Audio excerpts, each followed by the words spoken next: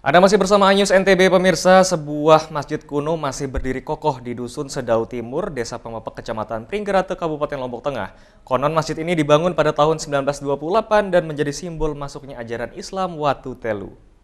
Sebuah masjid kuno beratap alang-alang yang bertopang 4 tiang penyangga berlokasi di Desa Pemepek adalah masjid yang masih berdiri tegak dan masih dijaga kelestariannya oleh masyarakat setempat. Konon masjid kuno ini merupakan peninggalan nenek moyang mereka yang masih berhubungan erat dengan masjid kuno yang berada di Bayan Belik pada masa Watu Telu. Masjid kuno ini dibangun pada tahun 1928 Masehi oleh salah seorang warga yang berasal dari Desa Lingsar bernama Ghazali, yang sekaligus sebagai penyebar ajaran Islam Watu Telu pada masa itu. Masjid ini dibangun tahun 28 termasuk Masehi ya, 28 Masehi. Dan pembangunan ini dibangun oleh tukangnya bernama Haji Ghazali. Sekaligus Haji Ghazali niki membawa ajaran atau waktu telu, ajaran waktu telu. Nah, Haji Ghazali niki sambil membangun masjid sama masyarakat, sambil mengajarkan ajaran waktu telu, belum ada waktu 5 niki kan. Keberadaan masjid kuno di Dusun Sedau, Desa Pemepek hingga saat ini masih digunakan oleh masyarakat setempat untuk kegiatan keagamaan, terutama pada hari-hari tertentu seperti perayaan Maulid Nabi, ritual malaman yang dilakukan pada malam-malam ganjil di bulan Ramadan, serta melakukan syukuran setelah sholat Idul Fitri. Selain itu ada beberapa ritual adat yang masih dilestarikan oleh warga setempat, yakni ritual adat Besentulak. Ritual ini biasa dilakukan oleh warga pada bulan tertentu dengan perhitungan bulan atas yang masih dipercayai dengan tujuan menolak bala. Ritual Besentulak biasa dilakukan pada saat keadaan desa rawan bencana, serta banyaknya terjadi kejahatan dan penyakit yang menjangkit di tengah masyarakat. Dari Lombok Tengah, Tim Liputan iNews melaporkan. Pemirsa, wisata Desa Mereje Sekotong, Lombok Tengah di Kabupaten Lombok Barat satu di antara kawasan wisata yang mulai ramai dikunjungi wisatawan. Pesona alam dengan hamparan sawah berbentuk terasering menjadi magnet tersendiri bagi wisatawan. Anda penasaran? Berikut liputan selengkapnya untuk Anda. Indonesia memiliki luas lahan baku pertanian atau persawahan seluas 7,1 juta hektar tanah yang membentang di seluruh pelosok negeri. Salah satunya yaitu di Pulau Lombok, tepatnya di Desa Mareje. Terbentang hamparan sawah menutupi barisan bukit-bukit di Pegunungan Mareje. Desa ini memang dinobatkan sebagai dewa agraris bagi masyarakat Sekotong. Kendati berada di atas pegunungan tak membuat desa ini kekurangan air. Desa Mareje di jagat maya semakin populer dan tidak kalah dengan wisata subak persawahan di Pulau Dewata Bali.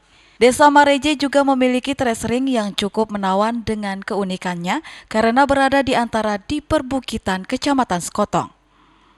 Saat berwisata ke tempat ini, pengunjung akan melewati tanjakan pertama menuju Desa Mareje dengan suguhan pemandangan pantai Sekotong yang nampak seperti teluk dibentengi beberapa pegunungan.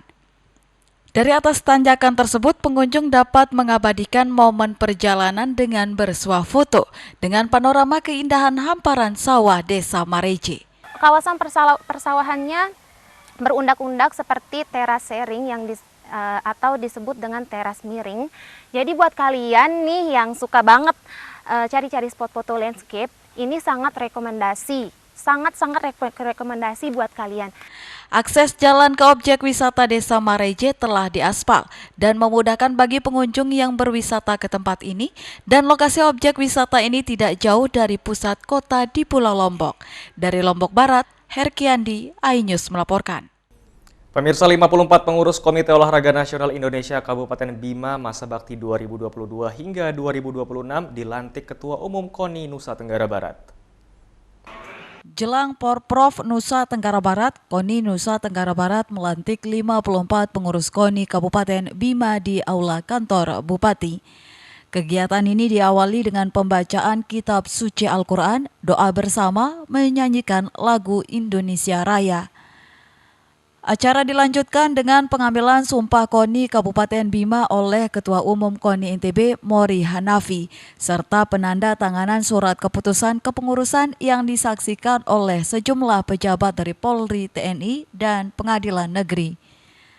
Dalam sambutannya, Ketua KONI Kabupaten Bima, Indah Damayanti Putri, yang terpilih secara aklamasi, berharap adanya perubahan pada setiap cabang olahraga sehingga dapat mengangkat nama baik Kabupaten Bima tingkat provinsi maupun nasional.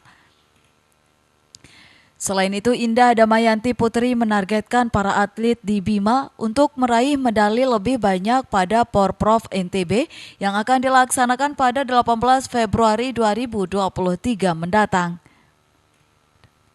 Sementara Ketua Umum KONI Provinsi NTB Mori Hanafi dalam sambutannya menyampaikan dukungannya terhadap perkembangan KONI di setiap daerah kota dan kabupaten di NTB dan menargetkan 60 medali emas pada ajang Pekan Olahraga Nasional pada tahun 2028 di NTB sehingga dapat meraih minimal urutan ke-5 nasional. Ya, saya berharap tentunya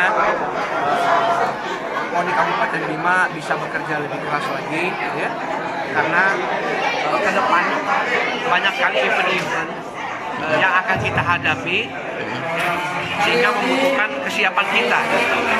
Jadi event-event nasional itu atlet-atletnya ini kan dari kabupaten kota. Jadi kita berharap KONI Kabupaten Bima bisa menyumbangkan atlet-atlet terbaiknya. Ya, kalau bisa yang paling banyak dari Bima, kalau bisa kan. Kegiatan ini diakhiri dengan penyerahan bendera KONI oleh Ketua Umum KONI NTB ke KONI Kabupaten Bima. Dari Bima, Edi Irawan, iNews melaporkan. Ya pemirsa, serangkaian informasi tadi sekaligus menutup perjumpaan kita di iNews NTB kali ini. Saya Hidayat Adiasih, berseterak yang bertugas pamit. Terima kasih dan sampai jumpa.